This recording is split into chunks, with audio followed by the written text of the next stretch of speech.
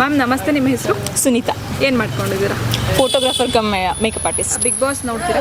ಹಾಂ, ಅವಾಗ ನೋಡ್ತಾ ಇರ್ತೀನಿ. ಯಾವ ಸೀಸನ್ ಇಷ್ಟ ಆಗಿದೆ ನಿಮಗೆ? ಲಾಸ್ಟ್ ಸೀಸನ್ ಚೆನ್ನಾಗಿತ್ತು. ಕಾರ್ತಿಕ್ ಮತ್ತು ಸಂಗೀತ ಅವ್ರ ಬಾಂಡಿಂಗ್ ನಂಗೆ ತುಂಬ ಇಷ್ಟ. ಇನ್ನೇನು ಈ ಸೀಸನ್ ಸ್ಟಾರ್ಟ್ ಆಗ್ತಿದೆ. ಹಾಂ, ಏನು ಎಕ್ಸ್ಪೆಕ್ಟ್ ಮಾಡ್ತಿದ್ದೀರಾ ಸೀಸನ್ 11 ಇಂದ? ಇವಾಗ ಆಲ್ರೆಡಿ ಎಲ್ಲರನ್ನೂ ಸೆಲೆಕ್ಟ್ ಮಾಡಿಬಿಟ್ಟಿದ್ದಾರೆ. ಏನು ಸೆಲೆಕ್ಟ್ ಮಾಡಿದ್ದಾರೆ, ಬಟ್ ಯಾರು ಅಂತ ಇನ್ನೂ ಗೊತ್ತಾಗಿಲ್ಲ. ನಿಮ್ಗೆ ಯಾರು ಹೋಗಬೇಕು? ಯಾವ ಥರ ಕಂಟೆಸ್ಟೆಂಟ್ಸ್ ಬಿಗ್ ಬಾಸ್ ಮನೆಗೆ ಹೋಗಬೇಕು? ಪಬ್ಲಿಕ್ಕಿಗೆ ಅವಕಾಶ ಕೊಟ್ಟರೆ ಒಳ್ಳೇದಾಗುತ್ತೆ ಅಂತ ಅಂದ್ಕೊಂಡಿದ್ದೀನಿ, ಅನಿಸುತ್ತೆ. ಇವಾಗ ಟ್ರೆಂಡಿಂಗಲ್ಲಿರೋರು ಯಾರು ಹೋಗೋಕ್ಕೆ ಇಷ್ಟಪಡ್ತೀರಾ ಕಳ್ಸೋಕ್ಕೆ ಬಿಗ್ ಬಾಸ್ ಮನೆಗೆ? ಟ್ರೆಂಡಲ್ಲ, ಸೋನುಗೌಡ. ಸೋನುಗೌಡ ಅವ್ರು ಹೋಗ್ಬೇಕು.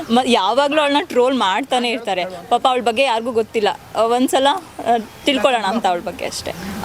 ಪೊಲಿಟಿಷಿಯನ್ಸ್ ಹೋದ್ರೆ ಹೆಂಗಿರುತ್ತೆ? ಪೊಲಿಟಿಷಿಯನ್ಸ್ ಹೋದರೆ ಅಲ್ಲೂ ಬರೀ ಕಾಂಟ್ರವರ್ಸಿನೇ ಇರುತ್ತೆ. ಪಬ್ಲಿಕ್ಗೆ ಅವಕಾಶ ಕೊಟ್ಟರೆ ಒಳ್ಳೇದಾಗುತ್ತೆ ಅಂತ ಅಂದ್ಕೊಳ್ತೀನಿ. ಪಬ್ಲಿಕ್ ಬಿಟ್ಟರೆ ಬಾಕಿಯವ್ರನ್ನ ಯಾರು ಹೋಗ್ಬೋದು ಅಲ್ಲಿಗೆ? ಬಾಕಿಯವರು ಸಿಂಗರ್ಸ್. ಸರಿ, ನೀವು ನೋಡಿದಿರಾ ಬಿಗ್ ಬಾಸ್ ಮನೆಯಲ್ಲಿ ಊಟ ಇಲ್ಲ ಅಂತ ಜಗಳ ಆಡ್ತಿದ್ರು, ಸಣ್ಣ ಪುಟ್ಟದಕ್ಕೆಲ್ಲ ಕಿತ್ತಾಡ್ತಿದ್ರು. ಈ ಸೀಸನಲ್ಲೂ ಅದೇ ಮುಂದೆ. ಈ ಸಲ ಜಗಳ ಇಲ್ದಿದ್ರೆ ಚೆನ್ನಾಗಿರುತ್ತೆ. ಇವಾಗ ಈ ಸೀಸನ್ ಅಲ್ಲಿ ಸ್ವರ್ಗ ಮತ್ತೆ ನರಕ, ಹೆವೆನ್ ಅಂಡ್ ಹೆಲ್ ಅಂತ ಇಟ್ಕೊಂಡು ಕಾನ್ಸೆಪ್ಟ್ನ ಸ್ಟಾರ್ಟ್ ಮಾಡ್ತಿದ್ದಾರೆ. ಏನ್ ಎಕ್ಸ್ಪೆಕ್ಟ್ ಮಾಡ್ತೀರಾ ಅದರಿಂದ? ಅದ್ರ ಬಗ್ಗೆ ಏನೂ ಐಡಿಯಾ ಇಲ್ಲ. ಸೀಸನ್ ಸ್ಟಾರ್ಟ್ ಹೇಳಿದ್ರೆ ಏನು ಹೇಳ್ತೀರಾ? ನನ್ನ ಪ್ರಕಾರ ಇನ್ನೇನು ಜಗಳನ ನರಕ ಅಂತ ಇದು ಮಾಡ್ತಾರೆ. ಖುಷಿಯಾಗಿರೋದನ್ನ ಸ್ವರ್ಗ ಅಂತ ಇದು ಮಾಡ್ಬೋದು ಅಂತ ಅಂದ್ಕೊಂಡಿದ್ದೀವಿ. ಸುದೀಪ್ ಸರ್ದು ಒಂದು ರೂಮರ್ಸ್ ಸ್ಪ್ರೆಡ್ ಆಗಿತ್ತು, ಅವರು ಹೋಸ್ಟ್ ಮಾಡಲ್ಲ ಅಂತ. ಫೈನಲಿ ಅವರೇ ಹೋಸ್ಟ್ ಮಾಡ್ತಿದ್ದಾರೆ, ಏನು ಹೇಳ್ತೀರಾ? ಅದ್ರ ಬಗ್ಗೆ ನನಗೇನೂ ಗೊತ್ತಿಲ್ಲ. ಆದರೆ ನಾನು ಸುದೀಪ್ ಸರ್ ಫ್ಯಾನೇನೆ.